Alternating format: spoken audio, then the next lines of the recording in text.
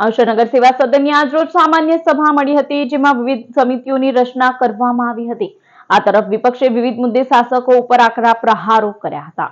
અંશનગર સેવા સદનની સામાન્ય સભા યોજાઈ હતી, જેમાં નગરપાલિકાની વિવિધ 12 સમિતિઓની રચના કરીને તેમના ચેરમેનો અને અધ્યક્ષોની વરણી કરવામાં આવી હતી। સમિતિઓની રચના બાદ ચેરમેન પદ મેળવનારા સભ્યોમાં ખુશીનો માહોલ જોવા મળ્યો હતો, જ્યારે પદથી વંચિત રહેલા કેટલાક સભ્યોમાં નારાજગી પણ જોવા મળી હતી।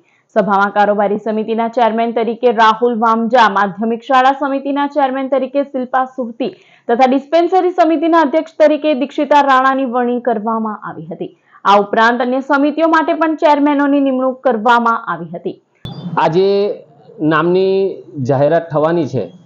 આ સૌ કાર્યકર્તાઓને જે પબ્લિકે ભારતીય જનતા પાર્ટી પર મૂકેલા વિશ્વાસ, આ વિશ્વાસને સંપાદન કરવા માટે આપણે જે કંઈક જવાબદારી મળે, આ જવાબદારીને આપણે પરિપૂર્ણ કરીએ અને પબ્લિકે મૂકેલા વિશ્વાસને આપણે સંપાદન કરીશું એવી સૌ આજે જે કંઈક અધ્યક્ષ અને ચેરમેન જેઓ બનવાના છે તેમને ભારતીય જનતા પાર્ટી ભરૂચ જિલ્લા વતી શુભકામના પાઠવું છું।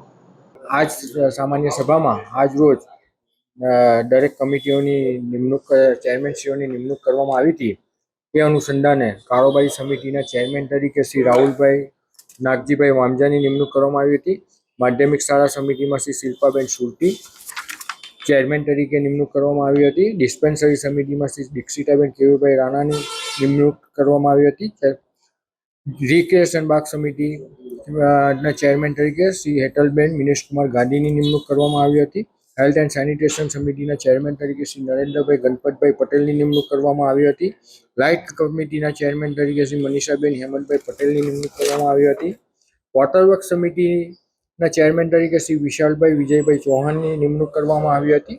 વાહન સમિતિના ચેરમેન તરીકે શ્રી અંકિતભાઈ ચિમનભાઈ રાઠોડની નિમણૂક કરવામાં આવી હતી। ડ્રેનેજ સમિતિની ચેરમેન પદે શ્રી સંદીપભાઈ જમવેદભાઈ પટેલની નિમણૂક કરવામાં આવી હતી અને એપીએમસી સમિતિની એમાં શ્રી અમીષાબેન સુનિલભાઈ પટેલની નિમણૂક કરવામાં આવી હતી।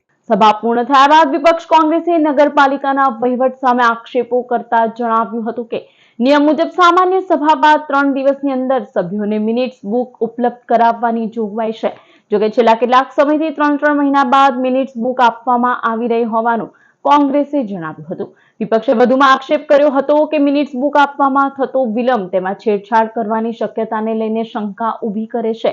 આ મુદ્દે નગરપાલિકાના વહીવટ સામે સવાલો ઊભા થયા છે। જોકે વિપક્ષના આક્ષેપો અંગે સત્તા પક્ષ તરફથી કોઈ સત્તાવાર પ્રતિક્રિયા સામે આવી નથી। આજે અંકલેશ્વર નગરપાલિકા સભાખંડની અંદરમાં સામાન્ય સભા મળી હતી। એ સામાન્ય સભાની અંદરમાં 1 થી 15 સુધીના કામો હતા। એજન્ડાના કામોની અંદરમાં જે વોર્ડ જે ચેરમેનોની વરણી કરવાની હતી, ત્રિમાસિક હિસાબ, વાર્ષિક હિસાબ અને અંકલેશ્વર નગરપાલિકાના ચૂંટાયેલા 11 વિપક્ષના સભ્યોને કેબિન ફાળવવા માટેનો એક પ્રશ્ન હતો।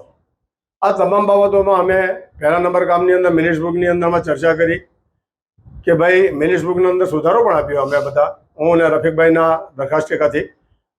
તેની અંદરમાં મિનિટ્સ બુક જે 3 મહિને અમને આપે છે તે કાયદા વિરુદ્ધનું છે। બીજી બાબતમાં કે જ્યારે બોર્ડ પતી જાય તેના 3 દિવસની અંદરમાં આરસીએમ સાહેબને અવલોકન માટે મોકલવાની હોય અને 7 દિવસની અંદરમાં આ મિનિટ્સ બુક અમને આપવાનો નિયમ છે। તેનાથી વિપરીત જઈ એમના જે કાળા કારનામા હોય તે સુધારવા માટે 3 મહિના સુધી આ મિનિટ્સ બુક દબાવી રાખતા હતા, મનમરજીના કામો કરતા હતા અને એ હવે ચાલવા દેવામાં નહીં આવે તેનો અમે સુધારો આપ્યો છે। જો અમને એમ સુધારાની અને અંદરમાં આ લોકોની બહુમતીએ જોઈએ અમારો સુધારો ઉડાવી દીધો છે, કોઈ વાંધો નહીં, કારણ કે બહુમતી સર્વોપરી હોય છે હંમેશા માટે, પણ તેની અંદરમાં જે કાયદા અને નિયમો છે તેનો પણ ભંગ કરે તો એના માટે પણ જોગવાઈઓ ન કરેલી છે। જો અમારા નિયમ પ્રમાણેની જે વાત ચર્ચાઓ અને જે કંઈ અમે સુધારો આપ્યો છે જો ન થશે તો અમે આરસીએમમાં અને હાઈકોર્ટની અંદરમાં રીટ પિટિશન દાખલ કરીશું।